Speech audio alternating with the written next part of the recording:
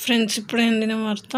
రైతులకు రేవంత్ సర్కార్ అదిరిపోయే శుభవార్త అంటూ వార్తలైతే వస్తున్నాయి. మరి దాని గురించి వీడియో చేయడం అనేది జరుగుతుంది. ఫ్రెండ్స్, వీడియో స్కిప్ చేయకుండా చివరి వరకు చూడండి. అలా అయితేనే పూర్తి ఇన్ఫర్మేషన్ అనేది అందుతుంది.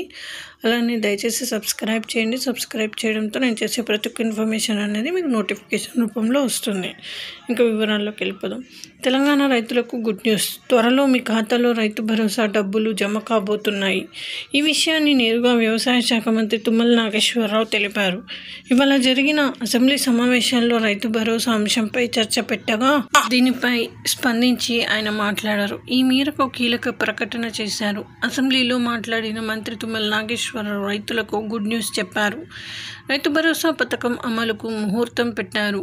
వచ్చే ఏడాది సంక్రాంతి నుంచి రైతు భరోసా అమలు చేస్తామని క్లారిటీ ఇచ్చారు. దీనికి సంబంధించి విధి విధానాలు ఖరారు చేసి రైతుల ఖాతాల్లోకి డబ్బులు జమ చేస్తామని చెప్పారు.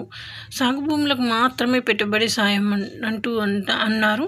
అయితే గత బీఆర్ఎస్ ప్రభుత్వం మాదిరి కాకుండా తమ కాంగ్రెస్ ప్రభుత్వం హయాంలో కేవలం సాగులో ఉన్న భూములకు మాత్రమే పంట పెట్టుబడి సాయం అందిస్తామని తెలిపారు.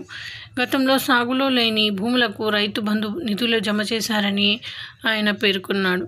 అయితే 2 విడతల్లో 15,000 సాయం. ఇదిలా ఉంటే కాంగ్రెస్ ప్రభుత్వం అధికారంలోకి వచ్చి దాదాపు ఏడాది పూర్తయింది. అయినా ఇప్పటి వరకు రైతులకు రైతు భరోసా పెట్టుబడి సాయం అందలేదు.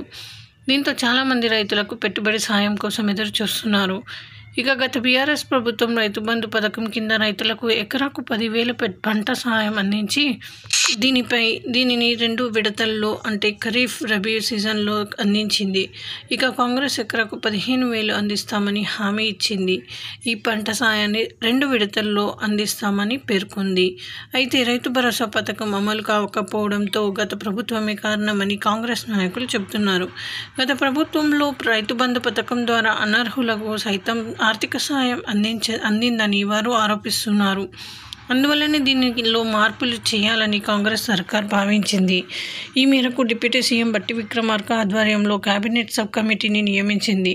అనంతరం పథకం అమలుపై ఉమ్మడి జిల్లా వారీగా ప్రజాభిప్రాయ సేకరణ ప్రక్రియ నిర్వహించింది. దీని కారణంగానే రైతు భరోసా అమలు కాస్త లేట్ అయ్యిందని కాంగ్రెస్ నాయకులు చెప్పుకొస్తున్నారు. సో ఇది friends, thanks for watching. Please like, share and subscribe.